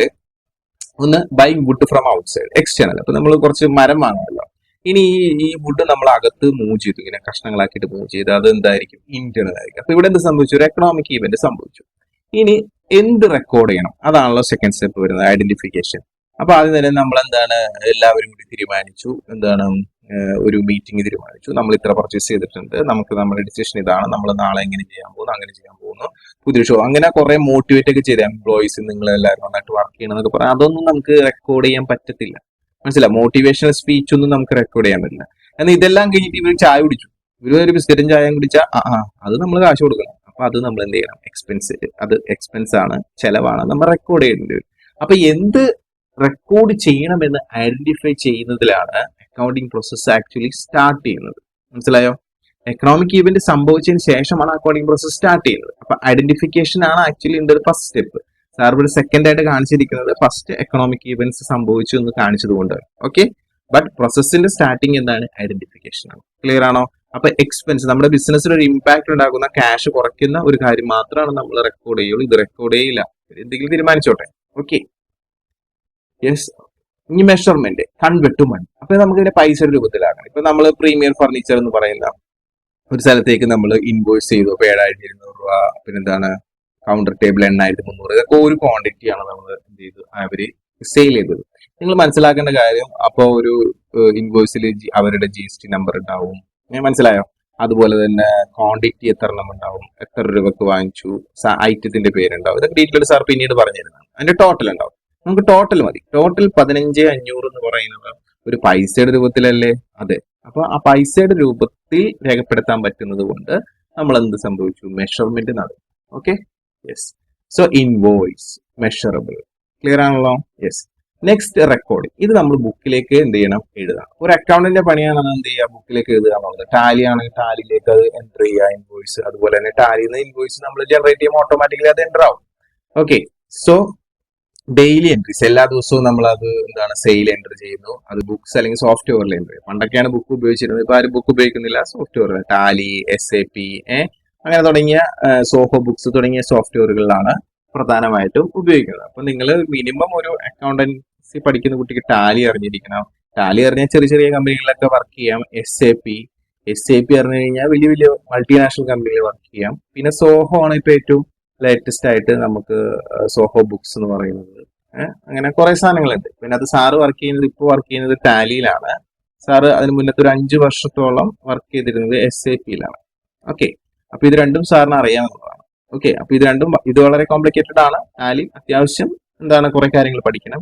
Tally ഇതൊക്കെ അറിയണമെങ്കിൽ ബേസിക് അക്കൗണ്ടൻസി അറിയണം. അക്കൗണ്ടൻസി നന്നായിട്ട് പഠിച്ചാൽ മാത്രമാണ് നമുക്ക് ഇതിനകത്ത് എന്തെങ്കിലും ചെയ്യാൻ പറ്റുള്ളൂ. Okay, yes. അപ്പോ last step, report to users. ഇത് നമ്മൾ എന്താണ് യൂസേഴ്സിന് റിപ്പോർട്ട് ചെയ്യണം അല്ലെ? അതായത് നിങ്ങൾ ഇതിൽ നിന്ന് എക്സ്പ്ലെയിൻ ചെയ്യണം. സാർ ഇതാണ് നമ്മുടെ ഈ ആഴ്ചയിലെ സെയില്, നമുക്ക് ഇത്ര എക്സ്പെൻസ് ഉണ്ടായിരുന്നു. അപ്പോൾ മാനേജർമാർ പറയും ആ എക്സ്പെൻസ് എന്തിനാ ഇത്രയും വന്നത്, അത് കുറയ്ക്കണം, അടുത്ത പ്രാവശ്യം അത് ഉണ്ടാവാൻ പാടില്ല. അങ്ങനെ കുറെ കാര്യങ്ങൾ ഡിസിഷൻസ് നമ്മൾ എടുക്കും. മനസ്സിലായോ? അപ്പൊ അതെല്ലാം തീരുമാനിക്കുന്നത് എന്താണ്? ഈ ഒരു ഇൻഫർമേഷൻസ് കമ്മ്യൂണിക്കേറ്റ് ചെയ്യുമ്പോഴാണ്, മാനേജേഴ്സുമായിട്ട് കമ്മ്യൂണിക്കേറ്റ് ചെയ്യുമ്പോഴാണ് നമുക്ക് എന്ത് ചെയ്യാൻ പറ്റുള്ളൂ? ഒരു ഡിസിഷൻ എടുക്കാൻ പറ്റുള്ളൂ. അപ്പോൾ അക്കൗണ്ടിങ് പ്രോസസ്സ് കഴിഞ്ഞതിന് ശേഷം, അല്ലെങ്കിൽ എൻ്റെ എൻഡ് എന്ന് പറയുന്നത് കമ്മ്യൂണിക്കേറ്റ് ചെയ്യാനായിട്ട് റിപ്പോർട്ട് ഉണ്ടാക്കുക എന്നുള്ളതാണ്. അത് കറക്റ്റ് ടൈമിൽ കിട്ടണം. അപ്പൊ നമ്മൾ വളരെ ശ്രദ്ധിക്കേണ്ട ഒരു കാര്യം, ഒരു അക്കൗണ്ടിങ് ചെയ്യുന്ന ഒരാള് അത് കറക്റ്റ് ടൈം വളരെ ഇമ്പോർട്ടൻ്റ് ആണ്. ടൈം, ഓക്കെ, ടൈമിന് നമുക്ക് ഈ സാധനം കൊടുക്കാനായിട്ട് പറ്റണം. അതുപോലെ തന്നെ ഏറ്റവും എക്സ്പെൻസ് കുറഞ്ഞ രീതിയിലായിരിക്കണം നമ്മൾ അക്കൗണ്ടിങ് ചെയ്യേണ്ടത്. മനസ്സിലായോ? അതായത് നമ്മളൊരു സ്ഥാനത്തേക്ക് നമുക്ക് എന്താണ് ബസ്സിന് പോകാൻ പറ്റുന്ന ഒരു സ്ഥലത്തേക്ക് നമ്മൾ കാറ് വാങ്ങിച്ചു പോയി വെറുതെ കുറെ ചെലവുണ്ടാക്കി അങ്ങനെയൊക്കെ ചെയ്യുന്ന ഒരാളാണെങ്കിൽ അപ്പൊ തന്നെ നിങ്ങളെ സ്ഥാപനത്തിൽ നിന്ന് പറഞ്ഞു വിടും. കാരണം നിങ്ങളെ കൊണ്ട് അവിടെ ഒരു ഗുണമില്ല, നിങ്ങളെ എക്സ്പെൻസ് കൂട്ടുന്ന ആളാണ്. അപ്പോൾ നിങ്ങൾ ആ ഇൻഫർമേഷൻസ് എന്താണ് ഈ നമ്മുടെ ഓണേഴ്സിനെ അല്ലെങ്കിൽ ഷെയർ ഹോൾഡേഴ്സിനൊക്കെ പാസ് ചെയ്യുമ്പോൾ that is the end of the accounting process. അവിടെ നിങ്ങൾ തീർന്നു, പ്രോസസ്സ് കഴിഞ്ഞു, ക്ലിയർ. പിന്നെ അവരാണ് തീരുമാനിക്കുന്നത് എന്ത് ചെയ്യണം, പുതിയ തുടങ്ങണം. അപ്പൊ അവരുടെ തീരുമാനം അനുസരിച്ച് അടുത്ത എക്കണോമിക് ഇവന്റ് വരും, നിങ്ങൾ വീണ്ടും നിങ്ങളുടെ പണി തുടങ്ങും. Okay, yes. So reports shared with owner or bank. So അപ്പൊ നമ്മൾ എന്തൊക്കെ ഡിസ്കസ് ചെയ്തു? നമ്മൾ എക്കണോമിക് ഈവന്റ്സ് എന്താ ഡിസ്കസ് ചെയ്തു, അക്കൗണ്ടിങ് പ്രോസസ്സ് ഡിസ്കസ് ചെയ്തു. നെക്സ്റ്റ് ഈസ് ഓർഗനൈസേഷൻ ആണ്. നമ്മൾ ഓൾറെഡി പറഞ്ഞു ബിസിനസ് സ്ഥാപനമാണ് ഇത് ഓർഗനൈസേഷൻ എന്ന് പറയുന്നത്. ഓക്കെ, ഡീറ്റെയിൽ ആയിട്ട് നോക്കാം. വളരെ ഇമ്പോർട്ടൻ്റ് ആയിട്ടുള്ള ഒരു പോയിന്റ് ആണ് സാർ ഇപ്പൊ പറയാനുള്ളത്. ബിസിനസ്സും ഓണറും വേറെ വേറെയാണ്, they are separate. For example, ഇപ്പൊ നിങ്ങൾക്ക് ഒരു ഷോപ്പ് ഉണ്ടെന്നായിരിക്കും, സ്വന്തമായിട്ട് ഒരു ഷോപ്പ് ഉണ്ട്. ഓക്കെ, ടെക്സ്റ്റൈൽ ഷോപ്പാണ്. അവിടെ നിങ്ങൾക്ക് എന്താണ് ഷർട്ട് ഉണ്ട്, ഓക്കെ, പാൻ്റ് ഒക്കെ ഉണ്ട്, പാൻസ് ഒക്കെ ഉണ്ട്. നിങ്ങൾ ഒരു ദിവസം രാവിലെ വന്നിട്ട് ഒരു 5 ഷർട്ടും 5 പാൻറ്റും എടുത്തുകൊണ്ട് പോയി. നിങ്ങളുടെ സ്ഥാപനമാണ്, നിങ്ങൾ എടുത്തുകൊണ്ട് പോയി. അപ്പൊ അത് ഇങ്ങനെ രേഖപ്പെടുത്താതിരിക്കാൻ പറ്റുമോ? പറ്റൂല, അത് രേഖപ്പെടുത്തണം. മനസ്സിലായോ? അതിന് നമ്മൾ ഡ്രോയിങ്സ് എന്നാണ് അക്കൗണ്ട്സി പറയുന്നത്. ഡ്രോയിങ്സ്. ഒരു ഓണർ അയാളുടെ സ്ഥാപനത്തിൽ നിന്ന് എന്തെങ്കിലും എടുത്തുകൊണ്ട് പോയാൽ, ഇപ്പൊ എടുത്തുകൊണ്ട് പോയത് എന്ത് സാധനം മനസ്സിലായാലോ? ഷർട്ടും പാൻറ്റും ആണ്. അത് നമ്മൾ പർച്ചേസ് ചെയ്ത് കാശ് കൊടുത്ത് വാങ്ങിച്ചു വെച്ചേക്കണം. അപ്പൊ അത്രയും സാധനം ഇയാൾ എടുത്തുകൊണ്ട് പോയി കഴിഞ്ഞാൽ നമ്മൾ അതിനെ ഡ്രോയിങ്സ് എന്ന് കാണിക്കും. ഓക്കെ, ഈ ഡ്രോയിങ്സ് എടുത്തുകൊണ്ട് പോയ സാധനത്തിന്റെ പൈസ ആര് തരണം? ഓണർ തരണം. അപ്പൊ നിങ്ങൾ ചോദിക്കുക ഇത് എന്റെ അല്ലേ, ഞാൻ എന്തിനാ കൊടുക്കണേ? ഓണർ തരണം എന്ന് പറഞ്ഞ് നമ്മൾ കാണിക്കും. തന്നില്ലെങ്കിൽ ഓണറിന്റെ ക്യാപിറ്റൽ, ഓണർ ഇൻവെസ്റ്റ് ചെയ്ത എമൗണ്ട് ഉണ്ടല്ലോ, അതിൽ നിന്ന് നമ്മൾ അങ്ങോട്ട് കുറയ്ക്കും. ഓക്കെ, ക്ലിയർ ആണോ? അപ്പൊ അങ്ങനെ നമ്മൾ ചെയ്യണത് എന്തിനാന്ന് വെച്ച് കഴിഞ്ഞാൽ ബിസിനസ് വേറെയാണ്, ഓണർ വേറെയാണ്. അങ്ങനെ അല്ലാന്നുണ്ടെങ്കിൽ ഓണറിന്റെ പേഴ്സണൽ എക്സ്പെൻസ് കൂടി ബിസിനസിന്റെ എക്സ്പെൻസ് ആയിട്ട് കൂട്ടിക്കൊഴിഞ്ഞു പോകും. അപ്പൊ അങ്ങനെ ഒരിക്കലും പാടില്ല. അപ്പൊ ഇതൊരു ബേസിക് ആയിട്ടുള്ള ഒരു കാര്യമാണ്, വളരെ ഇമ്പോർട്ടന്റ് ആയിട്ടുള്ള കാര്യമാണ്. ഇത്രയും കൺസെപ്റ്റിന്, ഈ ഒരു കൺസെപ്റ്റിനെ നമ്മൾ വിളിക്കുന്ന പേരാണ് business entity concept. Business entity concept clear ആണോ? അപ്പൊ ബിസിനസ് എൻറ്റിറ്റി കൺസെപ്റ്റ് എന്താണെന്ന് പരീക്ഷയ്ക്ക് ചോദിച്ചു കഴിഞ്ഞാൽ വളരെ ഈസിയാണ്. ബിസിനസ്സും വളരെ വേറെ വേറെയാണ്. ഓക്കെ, അപ്പൊ നിങ്ങൾ ഓർത്ത് ടെൻഷൻ അടിക്കേണ്ട. നെക്സ്റ്റ് ചാപ്റ്റർ 2 വരുമ്പോൾ ഒത്തിരി കൺസെപ്റ്റ് നിങ്ങൾ പഠിക്കാണ്ട് അതിനകത്ത് ഒരെണ്ണമാണ് സാറിപ്പോൾ പറഞ്ഞത്. Okay, yes. അപ്പൊ അത് വിടും. അപ്പൊ എന്താണ് ഓർഗനൈസേഷൻ? ആദ്യം നമുക്ക് അതിന്റെ ഡെഫിനിഷൻ നോക്കാം. It means an entity. Entity എന്ന് പറഞ്ഞു കഴിഞ്ഞാൽ ഒരു ബിസിനസ് സ്ഥാപനം which stands for performing business activities. Business activities ആണ് അവർ ചെയ്യുന്നത്. ഒന്നുകിൽ ലാഭത്തിന് വേണ്ടിയിട്ട്, അല്ലെങ്കിൽ നോൺ പ്രോഫിറ്റ്. ലാഭത്തിന് വേണ്ടി അല്ലാതെ. അതെന്താ സാറേ? ഉദാഹരണം, നിങ്ങളുടെ അടുത്ത് എന്താണ് പാവങ്ങളെയൊക്കെ സഹായിക്കാനായിട്ട് ഒരു സംഘം, അല്ലെ, ഒരു ചാരിറ്റി, അങ്ങനെ അവർ ചെയ്തിട്ടുണ്ടെങ്കിൽ അവരും എന്താണ് ചിലപ്പോ അവിടെ ഒരു ഹോട്ടലൊക്കെ നടത്തിയിട്ടായിരിക്കും ചിലപ്പോൾ പൈസ ഉണ്ടാക്കിയിട്ട് എന്ത് ചെയ്യുന്നത്, ഈ പാവങ്ങളെ സഹായിക്കുന്നത്. അപ്പൊ അവർ ചെയ്യുന്ന ബിസിനസ് എന്താണ്? നോൺ പ്രോഫിറ്റ് ആണ്. അല്ലെങ്കിൽ നിങ്ങളുടെ അടുത്തുള്ള ഒരു എന്താണ് ഒരു അനാഥാലയം, അല്ലെങ്കിൽ ഒരു എന്താണ് എഡ്യൂക്കേഷൻ സ്ഥാപനം, ചർച്ച്, അങ്ങനെ നമ്മൾ ഇവർക്കൊന്നും ടാക്സ് അടക്കണ്ട. ഇവരൊക്കെ എന്തിൽ വരും? നോൺ പ്രോഫിറ്റിൽ വരും. ഹോസ്പിറ്റലിൽ നോൺ പ്രോഫിറ്റിൽ വരും. ഓക്കെ, അപ്പോൾ അങ്ങനെ ലാഭത്തിന് വേണ്ടി അല്ലാതെയോ അല്ലെങ്കിൽ ലാഭത്തിന് വേണ്ടിയോ എന്താണ് ബിസിനസ് ആക്ടിവിറ്റീസ് നടത്തുന്ന സ്ഥാപനങ്ങളെയാണ് നമ്മൾ എന്ത് വിളിക്കുന്നത്? ഓർഗനൈസേഷൻ വിളിക്കുന്നത്. ഒരു എന്തെങ്കിലും ഒരു ബിസിനസ് ആക്ടിവിറ്റീസ് ആയിരിക്കും അവർ ചിലപ്പോൾ ചെയ്യുന്നത്. Business activities can be undertaken by choosing an appropriate form of organisation to suit the requirement. അപ്പൊ നമ്മുടെ ആവശ്യം അനുസരിച്ച് നമ്മൾ എന്ത് ചെയ്യണം? ഏതെങ്കിലും ഒരു ടൈപ്പ് നമ്മൾ സെലക്ട് ചെയ്യണം. ഇവിടെ ഒരു 5 ടൈപ്പ് സാർ പറയുന്നത്. ഒന്ന് സോൾ പ്രൊപ്പറേറ്റർഷിപ്പ്. ഞാൻ ഒറ്റയ്ക്ക് ബിസിനസ്, ഞാനൊരു സ്വന്തമായിട്ട് ഒരു കട തുടങ്ങുന്നു, ഞാൻ ഒറ്റയ്ക്ക് ബിസിനസ് ചെയ്യുന്നു. ഓക്കെ, അല്ലെങ്കിൽ ഞാൻ ഒരു ടൂർ സെന്റർ നടത്തുന്നു. അടുത്തത് പാർട്ട്ണർഷിപ്പ്. ഞാനും ഒരു ഫ്രണ്ടും കൂടി ചേർന്നിട്ട്, അല്ലെങ്കിൽ ഒത്തിരി ഫ്രണ്ട്സ് ചേർന്നിട്ട് ചെയ്യുന്നു. Okay, partnership. അത് കോപ്പറേറ്റീവ് സൊസൈറ്റി. നിങ്ങളുടെ വീടിന്റെ അടുത്തൊക്കെ കാണും അല്ലെ? കോപ്പറേറ്റീവ് സൊസൈറ്റി, അതായത് നമ്മൾ പാൽ കൊണ്ടേ കൊടുക്കുന്ന ഒരു സൊസൈറ്റി, അല്ലെ, അല്ലെങ്കിൽ പച്ചക്കറിയൊക്കെ നമ്മുടെ ഏറ്റെടുക്കുന്ന ഒരു സൊസൈറ്റി. അങ്ങനെ ഓരോരുത്തർക്കും ഓരോ സൊസൈറ്റി ഉണ്ട്, ഒരു സംഘങ്ങളുണ്ടാവും. അത് അല്ലെങ്കിൽ കമ്പനി, വലിയ വലിയ കമ്പനി, റിലയൻസ്, ടാറ്റ പോലുള്ള കമ്പനികൾ, അല്ലെ. അപ്പൊ കമ്പനി ആയിട്ട് രജിസ്റ്റർ ചെയ്യും. Private limited company, public limited company ഒക്കെ ഉണ്ടാവും. അടുത്തത് ഇപ്പൊ ഞാൻ പറഞ്ഞ NGO, അതായത് നോൺ പ്രോഫിറ്റ് ഓർഗനൈസേഷൻ. അപ്പൊ ഇത്ര ജസ്റ്റ് ഒന്ന് പേരുകൾ പഠിച്ചാൽ മതി, ഡീറ്റെയിൽ ആയിട്ട് പോകണമെന്നില്ല. ജസ്റ്റ് സാർ ഒന്ന് പറയാം. First single owner business. ഇപ്പൊ നമ്മുടെ വീടിന്റെ അടുത്തുള്ള കട നടത്തുന്ന ആൾക്കാർ, അല്ലെ, തയ്യുന്ന, ഇത് നമ്മുടെ വീടിന്റെ അടുത്ത് ചേച്ചി തയ്ക്കുന്ന, സ്വന്തമായിട്ട് കുറച്ച് സെയിൽ നടത്തുന്നുണ്ട്. അല്ലെങ്കിൽ തൊട്ടടുത്ത് ചായക്കട നടത്തുന്ന ഒരു ബംഗാളി എന്നൊക്കെ വന്ന ഒരാള്, അല്ലെങ്കിൽ എന്താണ് സ്വന്തമായിട്ട് സൂപ്പർ മാർക്കറ്റ് നടത്തുന്ന ഒരു ചേട്ടൻ. ഇവരൊക്കെ എന്താണ് സിംഗിൾ പേഴ്സൺ ആണ്, റണ്ണിങ് ദ എൻറ്റയർ ഷോപ്പ്. ഇവിടെ ഒരു പ്രശ്നം എന്ന് വെച്ച് കഴിഞ്ഞാൽ ഫുൾ കൺട്രോൾ അയാളായിരിക്കും, നഷ്ടം വന്നാൽ അയാൾ തന്നെ എടുക്കണം. എന്താണ് വൺ ഓണർ ആയിരിക്കും അവിടെ ഉണ്ടാവുക. ഓക്കെ, ഇനി പാർട്ട്ണർഷിപ്പിലേക്ക് വരുമ്പോൾ രണ്ടോ അതിലധികം ആൾക്കാരുണ്ട്. മിനിമം 2 പേര് വേണം, എത്ര പേര് വേണമെങ്കിലും ആവാം. അപ്പൊ ഇവിടെ ഒരു പ്രശ്നം എന്ന് വെച്ച് കഴിഞ്ഞാൽ നഷ്ടം വന്നാൽ ലാഭം വന്നാൽ ഇവരെല്ലാവരും സഹിക്കണം. അതാണ് അതിന്റെ പ്രത്യേകത. 2 or more people working and managing together. 2 അതിലധികം പേരുണ്ടാവും. ഇൻവെസ്റ്റ്മെന്റ് അവർ ഷെയർ ചെയ്യണം, പ്രോഫിറ്റും ഷെയർ ചെയ്യണം, റിസ്ക്കും ഷെയർ ചെയ്യണം. അപ്പൊ ഇവിടെ ഒരു പ്രത്യേകത, വളരെ ഇമ്പോർട്ടന്റ് പ്രത്യേകത വെച്ചാൽ, ഇപ്പൊ ഈ ഒരു വ്യക്തി എന്ന് പറയുന്നത് ഒരു 10 ലക്ഷം രൂപ ബിസിനസ്സിലേക്ക് ഇട്ടു, ഇയാൾ ഒരു 5 ലക്ഷം രൂപ ഇട്ടു. ഇത് നിങ്ങളാണെന്ന് വിചാരിക്കുക. നിങ്ങൾ ഇട്ടത് വെറും ഒരു 10,000 രൂപയാണ്. ഓക്കെ, അപ്പൊ ലാഭം വന്നു കഴിയുമ്പോൾ നമ്മൾ ഈക്വൽ ആയിട്ട് ഷെയർ ചെയ്യും. നഷ്ടം വന്നു കഴിഞ്ഞാലോ? നഷ്ടം വന്നാൽ അതാണ് ശ്രദ്ധിക്കേണ്ടത്. ഈ നഷ്ടം വന്നു കഴിഞ്ഞപ്പോ കമ്പനി പൂട്ടിപ്പോയി കഴിയുന്ന സമയത്ത് കമ്പനിക്ക് 10 കോടി എന്തുണ്ട്? കടമുണ്ട്. അപ്പൊ അത് നിങ്ങളുടെ വീട് വിട്ടിട്ടാണെങ്കിൽ കൊടുക്കുന്നത്. അതാണ് ഈ പാർട്ണർഷിപ്പിന്റെ ഏറ്റവും വലിയ ഡേഞ്ചറസ് എന്ന് പറയുന്നത്. ക്ലിയർ ആണോ? യെസ്. ബാക്കി ഡീറ്റെയിൽ ആയിട്ടൊക്കെ നിങ്ങൾ ബിസിനസ് സ്റ്റഡീസ് പഠിച്ചോളൂ. അടുത്ത കോപ്പറേറ്റീവ് സൊസൈറ്റിയാണ്, group for common benefit. Cooperative society എന്ന് പറഞ്ഞു കഴിഞ്ഞാൽ എല്ലാവരും ഒരുമിച്ച് ഒരു പൊതു ലക്ഷ്യത്തിന് വേണ്ടി പ്രവർത്തിക്കുന്നത്, അല്ലെ. ഇപ്പൊ നമ്മുടെ പാലിന്റെ ഒക്കെ അവിടെ ഉള്ള സൊസൈറ്റീസ്, അല്ലാണ്ട് തന്നെ നമ്മുടെ വീടിന്റെ അടുത്ത് കുറെ സൊസൈറ്റീസ് ഉണ്ട്. അവിടെ നിന്നൊക്കെ ലോണൊക്കെ എടുത്തിട്ട് വീട് വരെ ജപ്തി പോയ അവസ്ഥയുണ്ട്. എന്നാലും ഞാൻ പറയണം, ഒരു സംഘമാണ് അത്, മഹിളാ സംഘം എന്നൊക്കെ പറയുന്നത് കേട്ടല്ലേ നിങ്ങൾ? യെസ്. ഓക്കെ.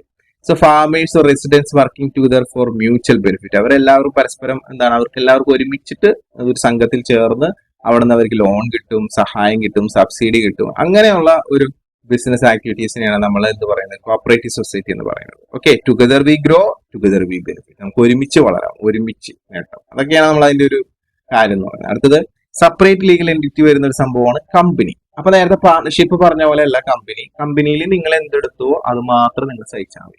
ഇപ്പൊ നിങ്ങൾ 10,000 രൂപയുടെ ഒരു ഷെയർ ആണ് കമ്പനിയിൽ വാങ്ങിച്ചത്, കമ്പനി നഷ്ടത്തിൽ പോയി കഴിഞ്ഞാൽ ആ 10,000 രൂപ അങ്ങോട്ട് പോകും, അത്രേ ഉള്ളൂ. ഓക്കെ, അപ്പം കമ്പനിക്കെതിരെയാണ് കേസ് വരാം, നിങ്ങൾക്കെതിരെ ഒന്നും കേസ് വരില്ല. ക്ലിയർ? യെസ്. അപ്പൊ കമ്പനിയിൽ ഫുൾ ഷെയർ വാങ്ങാം, അതാണ് ഷെയർ മാർക്കറ്റിലൊക്കെ ഇൻവെസ്റ്റ് ചെയ്യാനുള്ള ഗുണം. നമ്മൾ വാങ്ങുന്നു, നമ്മൾ ഇഷ്ടമുള്ള സമയത്ത് വിൽക്കുന്നു, അത്രേ ഉള്ളൂ. ഇപ്പൊ ടാറ്റയുടെ കാർ ഉണ്ടാക്കുന്ന ഒരു കമ്പനി, അതുപോലെ ഡിഫറെന്റ് ടൈപ്സ് ഓഫ് കമ്പനി ഉണ്ട്, വലിയ വലിയ കമ്പനികളുണ്ട്. നിങ്ങൾക്ക് അറിയാം, കമ്പനിയെ കുറിച്ച് പ്രത്യേകിച്ച് എക്സ്പ്ലെയിൻ ചെയ്യേണ്ട ആവശ്യമില്ല അല്ലെ. വലിയ ബിസിനസ്, റിലയൻസ് തുടങ്ങിയ വലിയ വലിയ ബിസിനസ്. ഓക്കെ, അപ്പൊ large structured organisation with offices and employees, offices ഉണ്ടാവും, എംപ്ലോയീസ് ഉണ്ടാവും അല്ലെ. Company separate from its owners, ആ കമ്പനി അവരുടെ ഓണറിൽ നിന്നും സെപ്പറേറ്റ് ആണ്. ഇപ്പൊ നമ്മുടെ നാട്ടിലുള്ള മൊബൈൽ നമ്മൾ എടുക്കണമെങ്കിൽ ജിയോ ഉണ്ട്, എയർടെൽ ഉണ്ട് അല്ലെ. അപ്പൊ ഇതിനേക്കാൾ മുന്നേ എയർടെൽ ജിയോ നമുക്ക് നമ്മളെ എന്താണ് ഐഡിയ ഉണ്ടായിരുന്നു അല്ലെ. അതിന് മുന്നേ എസ്കോട്ടൽ ഉണ്ടായിരുന്നു, എസ്കോട്ടൽ, BPL, നിങ്ങൾക്കൊന്നും ഓർമ്മ ഉണ്ടാവില്ല. ഞങ്ങളുടെയൊക്കെ ചെറുപ്പത്തിൽ ഇതൊക്കെയായിരുന്നു കേരളത്തിലുണ്ടായിരുന്നത്. അപ്പൊ ഈ എസ്കോട്ടലിനും BPLിനൊക്കെ ഒരു ഐഡിയ എടുത്തു. ലാസ്റ്റ് ഐഡിയ എന്താണ് വോഡാഫോണുമായിട്ട് എന്താണ് ചേർന്നു, അങ്ങനെ ഒരു VI ആയി. കണ്ടോ? അപ്പൊ കമ്പനികൾ വേറെ വേറെ ആൾക്കാർ എടുക്കുമ്പോൾ അതനുസരിച്ച് എന്ത് ചെയ്യുന്നു, അതിന്റെ പേരുകളൊക്കെ മാറ്റുന്നുണ്ട് അല്ലെ. അപ്പൊ അതിനകത്ത് ഷെയർ, അതായത് പൈസ കൊടുത്ത് ഇൻവെസ്റ്റ് ചെയ്ത ആൾക്കാരുണ്ടാവും അല്ലെ. അവർക്ക് ഈ കമ്പനി നഷ്ടത്തിൽ പോയാൽ ആ പൈസ പോകും, അത്രേ ഉള്ളൂ. അല്ലാതെ അവർ വീട്ടിൽ നിർത്തൊന്നും കൊടുക്കേണ്ട ആവശ്യമില്ല. അപ്പൊ VI എന്ന് പറയുന്നത് ഭയങ്കര നഷ്ടത്തിൽ പോയിട്ട് അവരുടെ ഒരു ഷെയറിന്റെ വാല്യൂ എന്ന് പറയുന്നത് വെറും 10 രൂപ. അതേസമയം എയർടെലിന്റെ ഒക്കെ വാല്യൂ 1000 മേലെ വരും. കണ്ടോ? അപ്പൊ അന്ന് പണ്ട് VIയിൽ ഇൻവെസ്റ്റ് ചെയ്ത ഐഡിയ ഷെയർ ഒക്കെ വാങ്ങിച്ച ആൾക്കാരൊക്കെ നഷ്ടം വന്നു പോയി. ഓക്കെ, അപ്പൊ അവർക്ക് എത്ര രൂപയാണ് അവർ ഇൻവെസ്റ്റ് ചെയ്തത് അത് മാത്രമേ നഷ്ടം വരുള്ളൂ. അപ്പൊ കമ്പനി ഒരു സെപ്പറേറ്റ് ലീഗൽ എൻറ്റിറ്റി ആണെന്നുള്ള കാര്യം നമ്മൾ മനസ്സിലാക്കുക. ഓക്കെ, കമ്പനിയുമായിട്ടാണ് നമ്മൾ ട്രാൻസാക്ഷൻ നടത്തുന്നത്, കമ്പനിയാണ് കേസിൽ പെടുക, അല്ലാതെ അതിനകത്ത് ഷെയർ വാങ്ങിച്ചവർ ഒരിക്കലും കേസിൽ പെടില്ല. കമ്പനിക്ക് ഒരുപാട്, ഇപ്പൊ ഈ VI എന്ന് പറഞ്ഞ കമ്പനിക്ക് ഒരുപാട് നഷ്ടം ഉണ്ടായി, കടമുണ്ട്. പക്ഷെ അതെല്ലാം കമ്പനിയാണ് കൊടുക്കേണ്ടത്, അല്ലാതെ ഷെയർ ഹോൾഡേഴ്സ് അല്ല. അപ്പൊ അവർക്ക് എന്ത് ചെയ്യാം, വേണമെങ്കിൽ കണ്ടിന്യൂ ചെയ്യാം കമ്പനി വളരെ എന്നുള്ള പ്രതീക്ഷയിൽ, അല്ലെങ്കിൽ ഉള്ള ഷെയർ വിറ്റിട്ട് എത്രയും പെട്ടെന്ന് അവിടെ നിന്ന് സ്കൂട്ടാവാം. മനസ്സിലായോ? യെസ്. പക്ഷെ പാർട്ട്ണർഷിപ്പിൽ അത് പറ്റൂല, വീട്ടിൽ നിർത്തി കൊടുക്കേണ്ടി.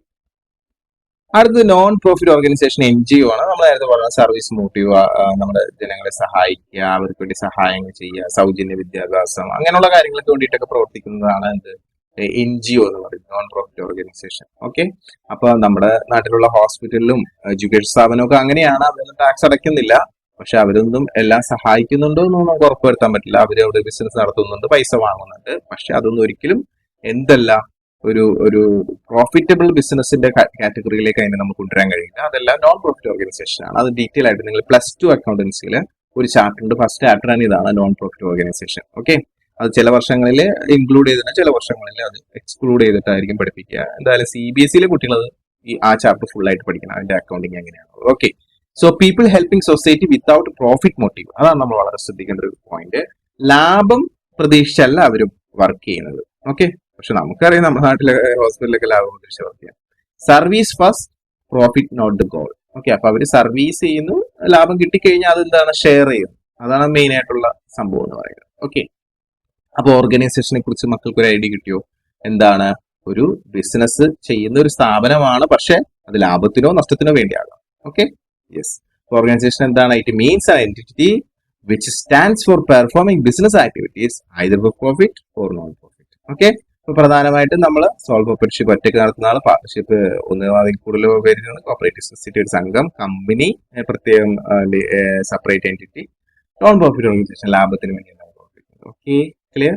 യെസ്. അപ്പൊ നമ്മൾ എന്തൊക്കെ പഠിച്ചു? എക്കണോമിക് ഇവന്റ് പഠിച്ചു, അക്കൗണ്ടിംഗ് പ്രോസസ് പഠിച്ചു, ഓർഗനൈസേഷൻ പഠിച്ചു. അടുത്തത് എന്താണ്? Interested users of information. അപ്പൊ സാർ നേരത്തെ പറഞ്ഞു, നമ്മുടെ വീഡിയോയില് നമ്മൾ പറയില്ല. ഇപ്പൊ തന്നെ നമ്മുടെ വീഡിയോ ഒരു 45 മിനിറ്റ്സോളം ആയിട്ടുണ്ട്.